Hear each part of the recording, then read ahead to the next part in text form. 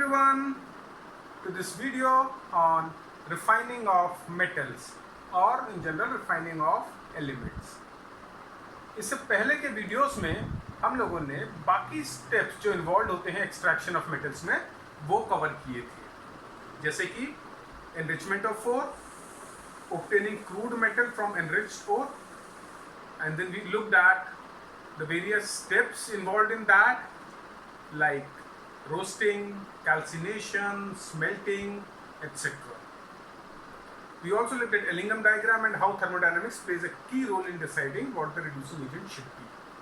तो वो सब करने के बाद we are left with a metal which is still not very pure. So what we do is that the crude metal which we obtain after calcination, roasting, smelting, etc., that we subject to refining. मतलब उस metal को हम और ज़्यादा purify करते हैं to increase its purity. तो ये जो फाइनल स्टेप है एक्सट्रैक्शन ऑफ मेटल के अंदर, that is known as refining. ठीक है. तो जब हम रिफाइनिंग की बात करते हैं, so there are two key components which are involved over here. One is the metal and second are the impurities. But depending upon metal की properties क्या है और impurities की properties क्या है, different refining methods can be used. या फिर मैं ऐसा कहूँ कि इन दोनों के प्रॉपर्टीज के डिफरेंस के बेसिस पे, on basis of difference in properties of metal and impurities, based on the difference in properties of metal and impurities, we use different methods for refining. ठीक है. For example, there is one method which is known as distillation. Then you have something called as liquation. Then this is something which you have already covered in earlier classes, electrolytic refining. You have something known as zone refining.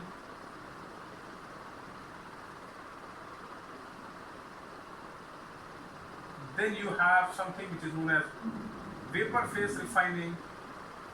And finally, another method which is getting more and more popular in modern days chemistry is chromatography.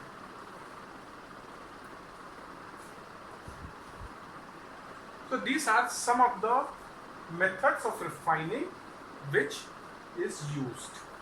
Now कौन सा method use करेंगे, that will depend upon कि किस तरीके से properties of metal और impurities differ कर रही हैं. जैसे for example distillation, ये आपने अर्लियर क्लासेस में भी पढ़ा हुआ है. Distillation is based on difference in boiling point. Metal और इंप्योरिटीज के बॉइलिंग पॉइंट में काफी ज्यादा डिफरेंस रहता है, तो उस केस में हम डिस्टिलेशन अप्लाई कर देते हैं. And for example liquation, this is based on difference in melting point. Okay, and similarly there are principles which are there behind each of these processes or each of these methods. तो क्या principle है, that we will look at once we cover those methods in detail. ठीक है.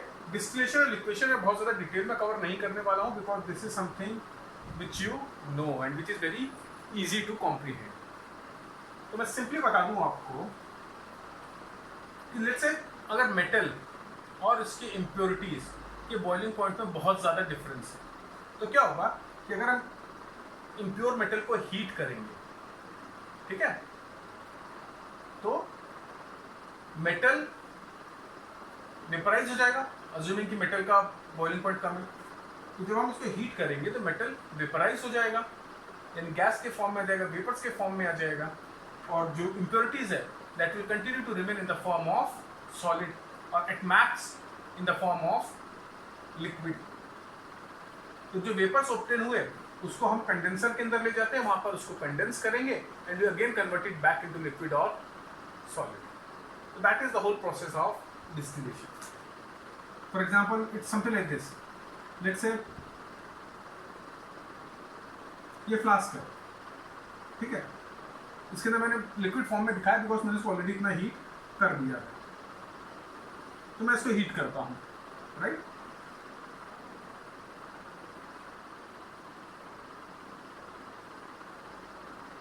तो जब मैं इसको boiling point के ऊपर हीट करूंगा तो मेटल वेपराइज हो जाएगा, मेटल वेपराइज होगा तो उसके वेपर ऊपर की तरफ राइज करेंगे and then I will take it through a tube into something that is known as condenser. तो ये चारों तरफ से ठंडा होगा, because of it the vapours will condense और वापस वेपर से लिक्विड फॉर्म या सॉलिड फॉर्म में कन्वर्ट हो जाएंगे। तो this is the whole process of distillation which you have learned in earlier classes and you are aware of it. For example, zinc, mercury, their boiling point is very low. So they are typically purified using distillation. ठीक है? Great. तो distillation में कोई doubt नहीं होना चाहिए। Next is liquation और liquidation. तो यहाँ पर boiling point की डिफरेंस पे था, तो इसलिए हमने उसको वेपर में कन्वर्ट किया था। इधर the property which we are using is difference in their melting point. तो हम जो हमारा impure metal है उसको हीट करेंगे उसके melting point के ऊपर। So what will happen is that metal, let's say, will melt and form liquid. Solid impurities will remain as it is and they will be removed. As simple as that. ठीक है? तो liquidation में क्या करते हैं, क्योंकि दोनों के boiling point में मेल्टिंग पॉइंट में बहुत ज़्यादा डिफरेंस होता है, तो हम इम्प्योर मेटल को हीट करते हैं और हीट करने के बाद वो चीज़ जब लिक्विफाई हो जाता है और इम्प्योरिटीज सॉलिड फॉर्म में रह जाती हैं, तो हम प्योर मेटल को रिमूव कर देते हैं, लीविंग द इम्प्योरिटीज बिहाइंड। ठीक है, this is clear, very good. Question मैंने प्रिंट आउट लिया था। And this process is commonly used for metal like tin, which have very low melting point, and this is typically used for zinc and mercury. ठीक है, तो distillation और liquidation बहुत simple है, आपने पहले भी पढ़ा हुआ है, इसके मैं इससे ज़्यादा डिटेल में नहीं जा रहा। The next process which we will study is electrolytic refining. Okay, so let me rub this thing so that we have some space.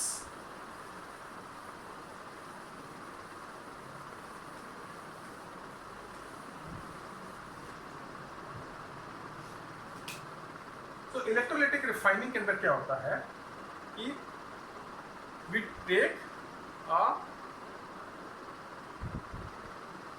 electrolytic cell जिसके अंदर the impure metal block is made anode.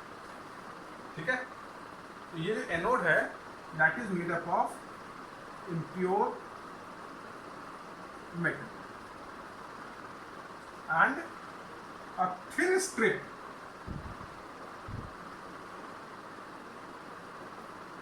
pure metal.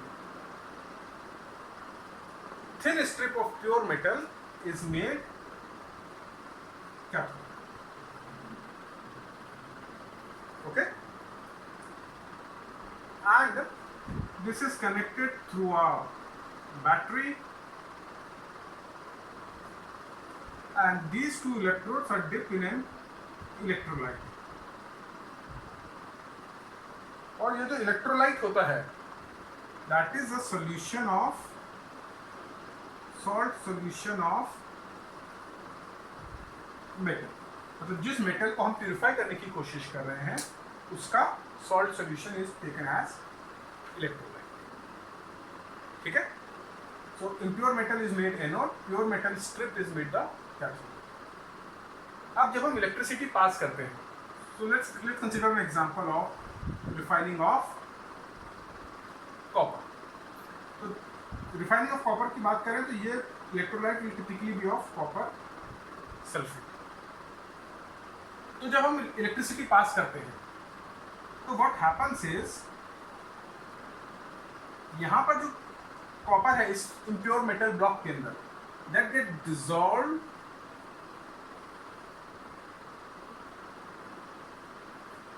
that basically oxidizes, undergoes oxidation, और जो Cu2 plus ions हैं they come into the solution,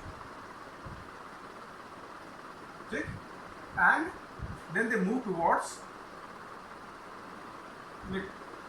let me make this proper because this will otherwise confuse you. This is positively charged and this is negatively charged.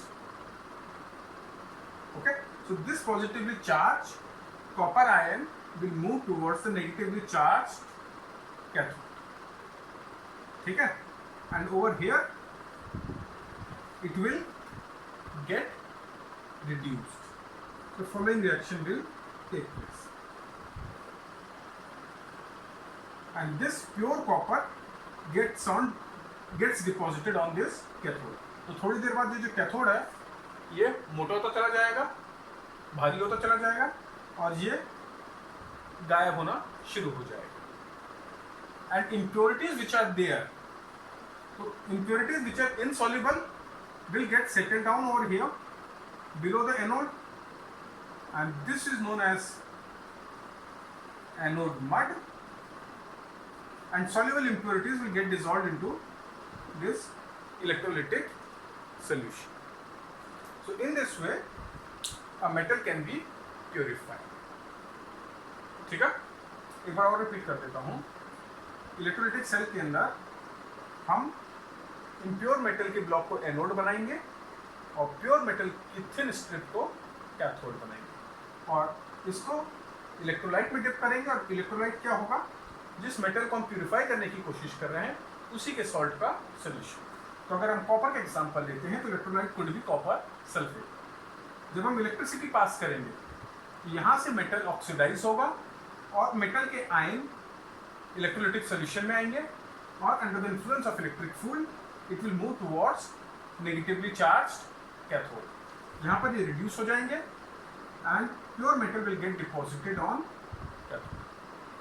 और जो आपकी impurities हैं, insoluble impurities हैं, वो anode के नीचे settle down हो जाती है, जिसको हम बोलते हैं एनोड मड, और सॉल्युबल इम्प्योरिटीज़ सॉल्यूशन के अंदर डिसॉल्व हो जाती है. तो by this method we can purify any of the metals. ठीक है.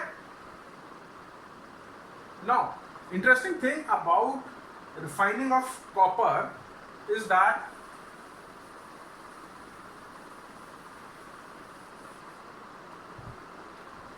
the anode mud which is collected over here,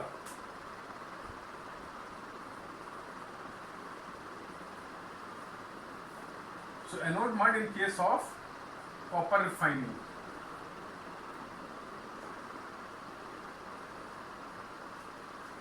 तो जो कॉपर की रिफाइनिंग में जो हमें एनोड मड मिलती है, that contains lot of precious metals like platinum, gold, silver, selenium, tellurium, etc. तो ये जो एनोड मड है इसके अंदर इतने सारे प्रेशियस मेटल हैं कि इसको बेचकर ही जो ओवरऑल जो कॉस्ट है रिफाइनिंग की वो रिकवर की जा सकती है. So remember this is an important point and it's quite often asked in exams and board exams as well. The anode mud obtained in case of refining of copper contains a lot of precious metal like platinum, gold, silver, selenium, tellurium, etc. And therefore, just by selling off this anode mud, we can recover the cost of refining. Clear? So electrolytic refining. कोई doubt? Okay. कहीं पर भी कोई doubt हो तो आप लोग मेरे को मैसेज करके पूछ सकते हो। तो अब तक हमने 3 मेथड्स देखे रिफाइनिंग के, liquidation, distillation and electrolytic refining. Now the next process which we will look at is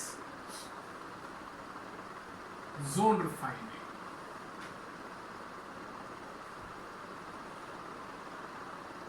ठीक है, this is zone refining. Now zone refining के पीछे का प्रिंसिपल क्या है? तो उसका प्रिंसिपल है जो आपकी इम्प्योरिटीज होती हैं वो मोल्टन मेटल में ज्यादा सॉल्युबल होती हैं as compare to solid metal. ठीक,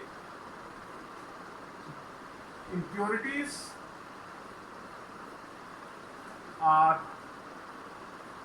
मोर सॉल्युबल इन मोल्टन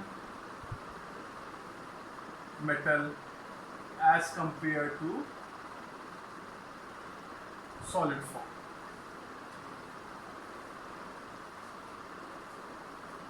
ठीक है, so this is the main principle behind zone refining. Impurities molten metal में ज्यादा soluble होंगी as compared to solid form. तो इस केस में होता क्या है? तो basically what we do is we take a rod of impure metal.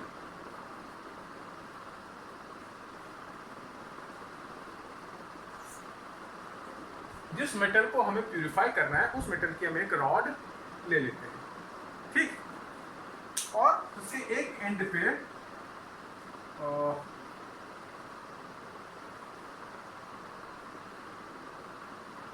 Late से हम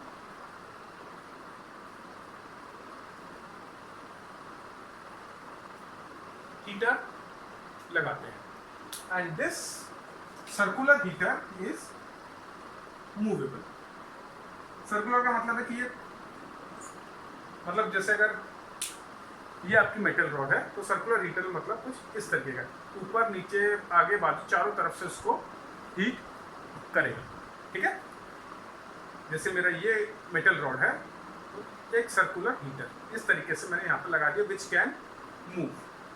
तो मैं उसको धीरे धीरे एक एंड से दूसरे एंड पे मूव करता हूँ। ठीक है, शुरू में हीटर इस एंड पर आएगा and then it will move towards this end then again I will bring it back here and again move it towards the other end. तो ये हीटर है, मूवेबल है, एक एंड पर इसको लगाया और फिर हम इसको एक एंड से दूसरे एंड पे मूव करते हैं धीरे धीरे।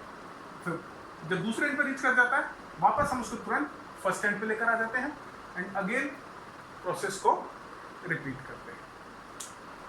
तो इससे क्या हो रहा है, जब हीटर यहां पर है इस पॉइंट पर है तो ये वाला जो पोर्शन है that will be in molten form, right.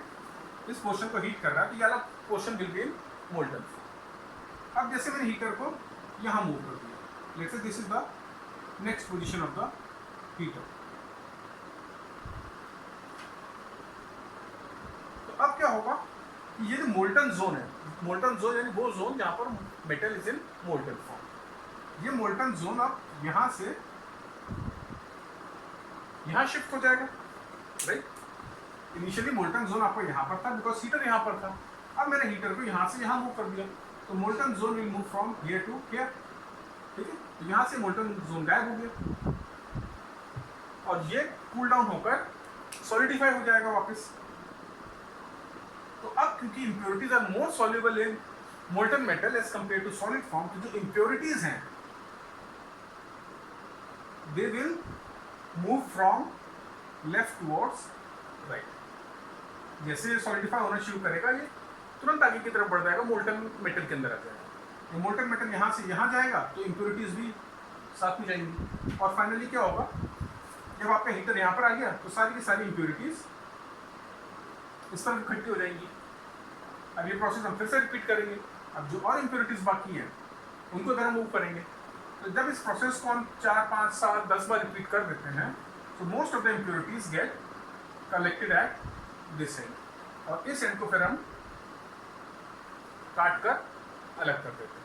So what we are left with is a pure metal. आगे समझ में सिंपल है. इम्प्योर मेटल की रॉड ली, एक एंड पर हीटर रखा, सर्कुलर हीटर जो कि मूवेबल है, और उस हीटर को हम एक एंड से दूसरे एंड को मूव करेंगे. जब लेफ्ट हैंड पर है तो लेफ्ट हैंड वाला पोर्शन मोल्टन फॉर्म में रहेगा. जैसे जैसे आगे राइट की तरफ बढ़ेगा, पीछे वाला पोर्शन सॉलिडिफाई होता चला जाएगा और इम्प्योरिटीज मोल्टन मेटल के साथ आगे बढ़ती चली जाएंगी. So in one complete cycle impurities will move from left hand towards right hand, और इस प्रोसेस को हम रिपीट करेंगे ताकि सारी की सारी इम्प्योरिटीज पूरे मेटल से मूव होकर राइट हैंड कॉर्नर पर आ जाए, और फिर उस कॉर्नर को हम कट करके अलग कर देंगे. दिस इज जोन रिफाइनिंग, और this is the principle that impurities are more soluble in molten metal as compared to solid form. Okay?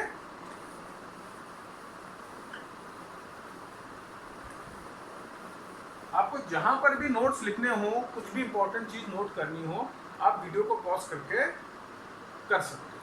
ठीक है? Okay. Now we will look at the next method of refining, which is vapor phase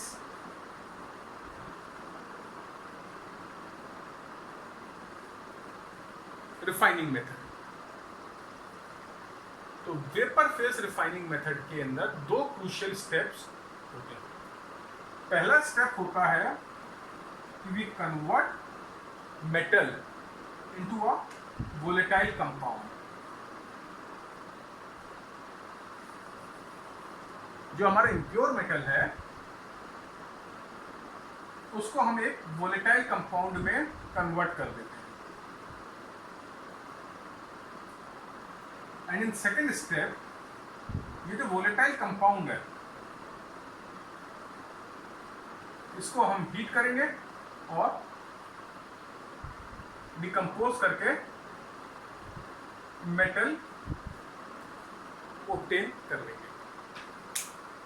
तो दो step है. पहले step में हम इसको metal को किसी वोलेटाइल कंपाउंड में कन्वर्ट करेंगे, and in second step will decompose the volatile compound into metal. तो जो पहला स्टेप होता है, जब मेटल वोलेटाइल कंपाउंड में कन्वर्ट हो जाता है, तो जो इम्प्योरिटीज रहती हैं they do not gate convert. तो हमें इस तरीके का रिएजेंट यूज करना पड़ता है, मेटल उसके साथ रिएक्ट करके वोलेटाइल कंपाउंड बना ले, पर इम्प्योरिटीज डू नॉट रिएक्ट. और फिर क्योंकि जो वोलेटाइल कंपाउंड बना उसमें इम्प्योरिटी है ही नहीं, जब हम उसको हीट करके डिकम्पोज करेंगे तो we will obtain pure metal. और इसके दो बहुत इंपॉर्टेंट एग्जांपल हैं जो कि आपको पता होना चाहिए. One is Mons process, and this is used for refining of nickel. ठीक है? And the next process is von Arkel process.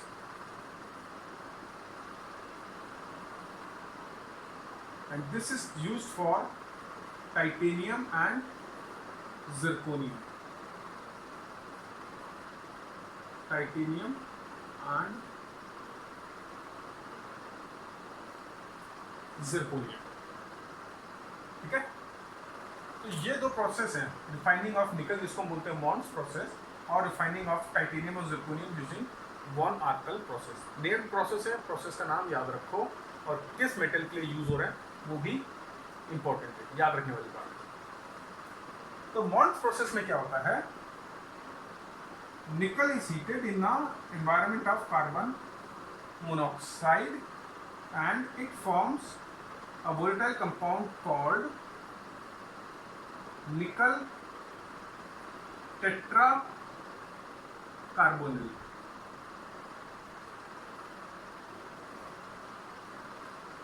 Nickel is heated in an environment of carbon monoxide to form nickel tetracarbonyl. और बहुत ज़्यादा temperature की ज़रूरत नहीं है. This happens at around 300 to 350 kelvin के अंदर, ठीक है। और उसके बाद हम निकल टेट्रा कार्बोनिल को बहुत ज़्यादा हीट करते हैं, तो it will break to give me nickel and carbon monoxide, and in some cases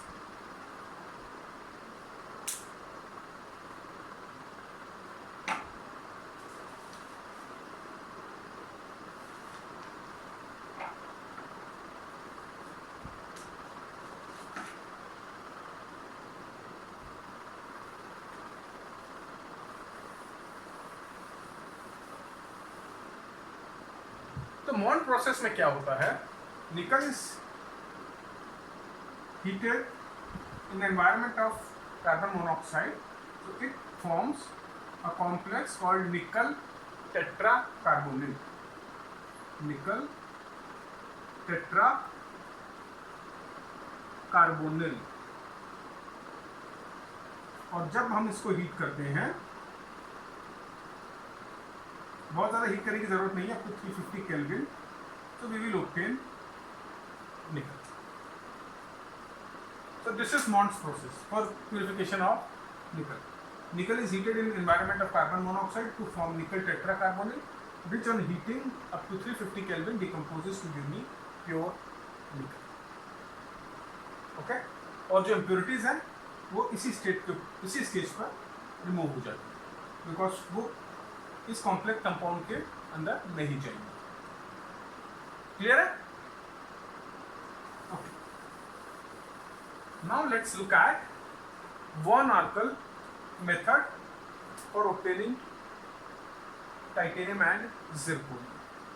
तो इस केस में क्या करते हैं, हम इसको हीट करते हैं in an environment of iodine, iodine vapours के साथ इसको हीट करते हैं, and it leads to the formation of ZrI4, which on heating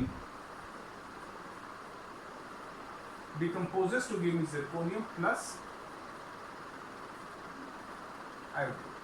और इसके अंदर टिपिकली जो इम्प्योरिटीज प्रेजेंट होती है वो है कार्बन और नाइट्रोजन, सो दोस गेट रिमूव्ड। ठीक है, तो पहले स्टेप में ये वोलेटाइल कंपाउंड फॉर्म हुआ, और सेकेंड स्टेज में ये वोलेटाइल कंपाउंड हीटिंग पे डिकम्पोज हो गए। ठीक है, क्लियर है? इसको नोट डाउन कर लो।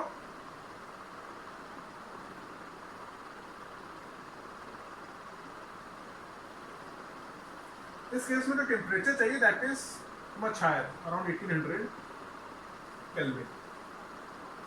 So this is one Oracle method of refining for titanium and zirconium, and these are example of vapor phase refining.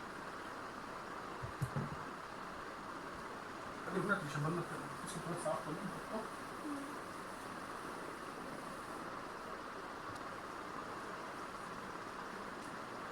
So now we have looked at all the processes for refining except the last one, which is chromatography। ठीक है, यही बाकी है अब हमारा chromatography.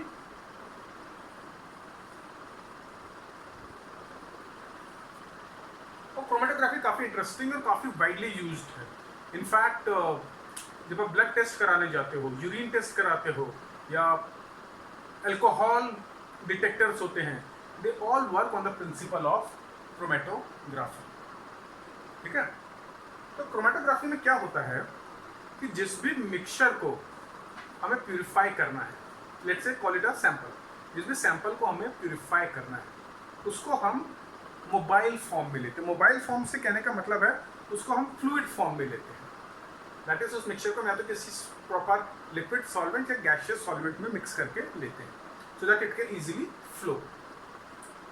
तो इस mobile phase को then we move it through a structure in which there is a stationary phase. मतलब स्टेशनरी फेस बेसिकली एक इस तरह का मटेरियल है जिसके थ्रू हम मोबाइल फेस या सॉल्वेंट अपने सैंपल को मूव कर रहे हैं।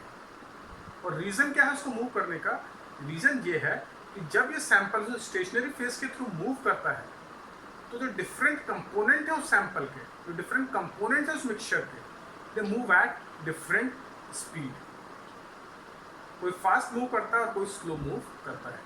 तो जो चीज़ फास्ट मूव कर रही है वो पहले बाहर आ जाएगी, जो स्लो मूव कर रहा है वो सबसे बाद में बाहर आएगा। तो इस तरीके से हम डिफरेंट कंपोनेंट्स को सेपरेट आउट कर लेते हैं, राइट। तो this is basic chromatography, that is the movement of mobile face through stationary phase. When we move a mobile phase through a stationary phase, different components of a mixture moves with different speed and thus can be separated. ठीक है, basic चीज क्या है, different travelling speed of components of mixture through what we call as stationary phase. Stationary phase basically एक substance है जो कि हम यूज कर रहे हैं, क्योंकि जब उस सब्सटेंस के थ्रू ये मिक्सचर मूव कर रहा है तो उसके कंपोनेंट्स अलग अलग स्पीड से मूव करते हैं। ठीक, अब जब भी हम क्रोमेटोग्राफी की बात करेंगे तो हम दो चीज की हमेशा बात करेंगे। First is stationary phase and second is mobile phase. Mobile phase can either be salt liquid और गैस, तो कुछ सुपर क्रिटिकल लिक्विड भी होता है। Stationary phase for our purposes, आपके रेफरेंस के लिए या क्लास 12 के पर्पस के हिसाब से, remember that mostly we use alumina और सिलिका एज स्टेशनरी फेज। इनकी प्रॉपर्टीज, ये भी पोलर होता है, ये भी पोलर होता है, but this tends to be acidic whereas this is amphoteric. ये प्रॉपर्टी याद रखो because this is what explains the difference in traveling speed of different components of a mixture. देखो, आपने अर्लियर पढ़ा, सॉल्यूशन में पढ़ा होगा, like attracts like, तो polar molecule will attract another polar molecule। तो अगर हम कोई ऐसा मिक्सचर मूव कर रहे हैं जिसमें कोई कंपोनेंट पोलर इन नेचर है, तो वो क्या होगा, it will get attracted by silica, तो उसकी ट्रैवलिंग की स्पीड कम रहेगी। कोई टोटली नॉन पोलर है तो उसको कोई फर्क नहीं पड़ता कि इसके आसपास पोलर मॉलिक्यूल है, वो स्ट्रेट थ्रू मूव कर जाएगा, तो वो जल्दी निकल जाएगा। ठीक, दूसरा ये एसिडिक इन नेचर है, तो जो बेसिक इम्प्योरिटीज रहेगी उसको इजीली रिमूव कर पाएगा, वो मूव नहीं कर पाएंगे। सो डिपेंडिंग अपॉन कि किस तरह का मिक्सचर है, उसमें किस तरह की इम्प्योरिटीज है, इधर आई यूज सिलिका और I use alumina in standard phase. तो क्लियर है, क्रोमेटोग्राफी के अंदर दो फेस होंगे, मोबाइल फेस और स्टेशनरी फेस। और जो मोबाइल फेस के अंदर हम जो भी फ्लूइड लेते हैं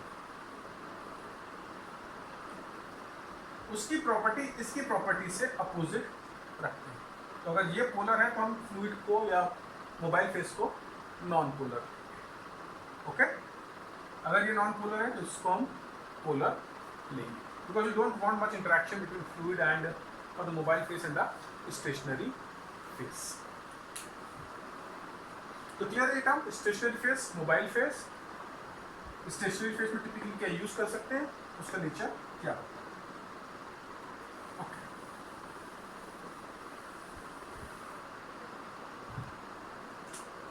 Now, as far as class 12th is concerned, we are mainly going to study column chromatography.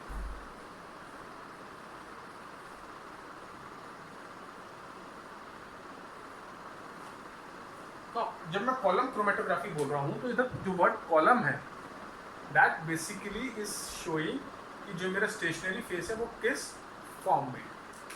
जब मैं कॉलम बोलता हूँ तो बेसिकली refers to a,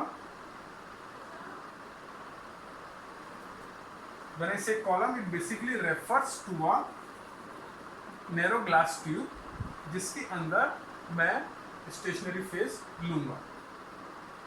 तो बेसिकली इसको मैं यहाँ पर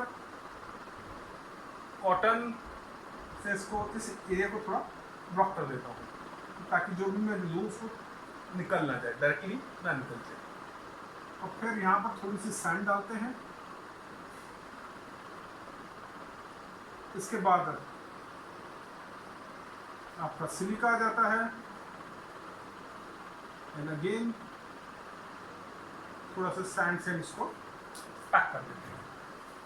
ठीक है, यहाँ पर एक जैसे कि जो आपका ब्यूरेट है, जो आप लैब में ब्यूरेट देखते हो उस टाइप का एक स्ट्रक्चर होता है। तो ये जो चीज़ है ये पूरा मेरा क्या बन गया, stationery face.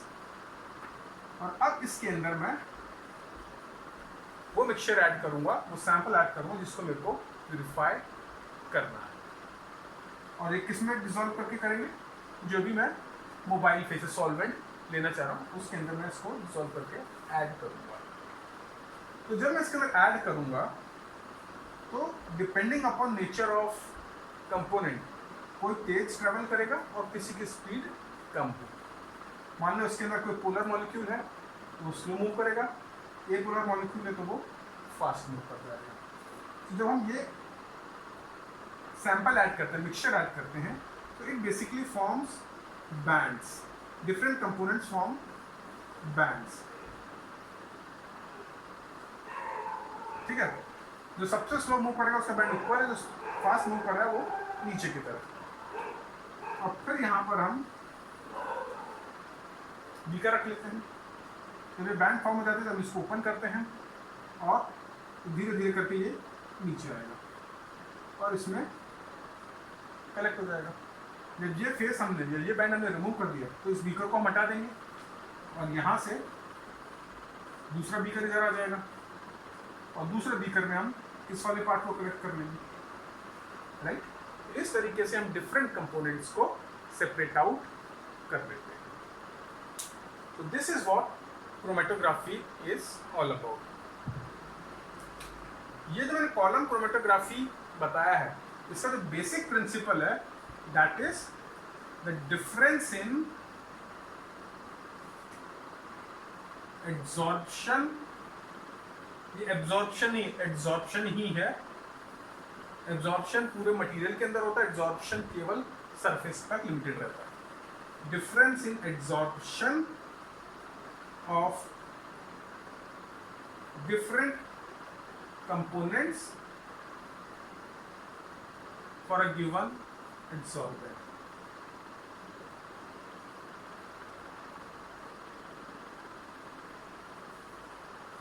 A difference in absorption preference या absorption rate of different component for a given adsorbent।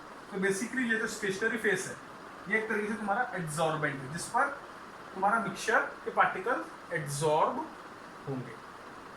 ठीक, तो stationary phase is same as adsorbent और इसके ऊपर जो तुमने मिक्सचर ऐड किया है उसके कंपोनेंट्स हैं वो एड्सॉर्ब होंगे। So this is the principle behind the column chromatography, that it is based on the difference in absorption speed, the absorption preference of different component for a given adsorbent. The substance which gets absorbed more will have a slower speed. Substance which gets absorbed less will move faster through this column. And because of this difference in speed, difference in traveling speed of components of mixture, they are able to separate out different components. ठीक है, so this is chromatography and in particular column chromatography. और भी तरह की chromatography होती है based on stationary phase. We can have paper chromatography, which is something which you will do in your chemistry labs. There are experiments. There is an experiment in class 12 based on paper chromatography. Then you have thin layer chromatography. So depending upon what shape the stationary phase is in, you have different kind of chromatography. और mobile phase के difference पर भी हम बोल सकते हैं chromatography differ करती है। गैस होगा अगर सॉल्वेंट तुम्हारा तो गैस क्रोमेटोग्राफी, लिक्विड हुआ तो लिक्विड क्रोमेटोग्राफी। और ये जो यहाँ पर हम absorption is the principle which is being used, there are other principles which can also be applied in chromatography. So based on the principle being used in chromatography, you can give it different names. तो chromatography काफ़ी wide topic है, different type की chromatography है, different principles हैं, different stationary phase है, different mobile phase है. But as far as your current class is concern, just remember column chromatography, which is based on the principle of absorption and difference in absorption preference of different components of a mixture. ठीक है, तो this was the final method of refining which you need to study.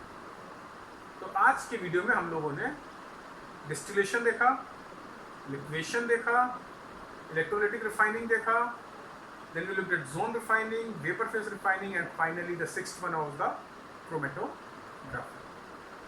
Distillation based on difference in boiling point, liquidation based on difference in melting point, zone refining based on the principle that impurities are more soluble in molten metal, chromatography के अंदर different principle हो सकते हैं, इसमें absorption का difference है. So depending on difference in properties of metal and impurity, we use different methods. तो उम्मीद है कि आपको ये टॉपिक, रिफाइनिंग टॉपिक एकदम क्लियर होगा और ये आपका जो पूरा चैप्टर है आइसोलेशन ऑफ एलिमेंट्स, उसका last topic. So keep studying and have a nice time. So goodbye for now and we will meet soon with a new topic. Bye bye.